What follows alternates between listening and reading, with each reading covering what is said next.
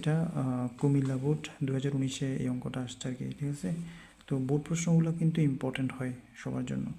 তো এখন এখানে বলছে যে যে চিত্রটা এটা হচ্ছে সমকোণী ত্রিভুজ, আর এখানে বলছে যে চিত্র অনুযায়ী cos θ এর মান কত। তো আমাদেরকে যে সূত্রটা জানতে হবে সেটা হচ্ছে cos θ সমান কি, cos θ সমান কি ভূমি বাই অতি।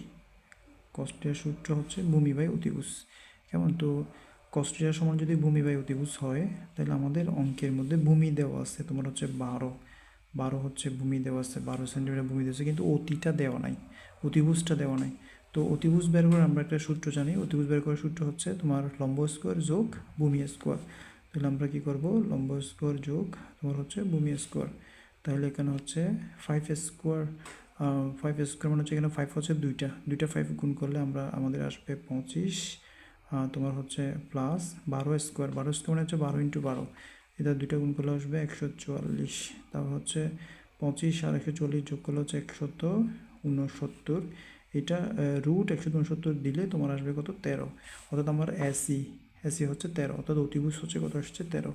তো আমি এটা যদি 13 যদি এখানে বসাই দিই তাহলে আমার আনসারটা চলে আসবে। তার মানে হচ্ছে আমার cos θ আনসারটা হচ্ছে 12/13, এটা হচ্ছে অঙ্কের আনসার।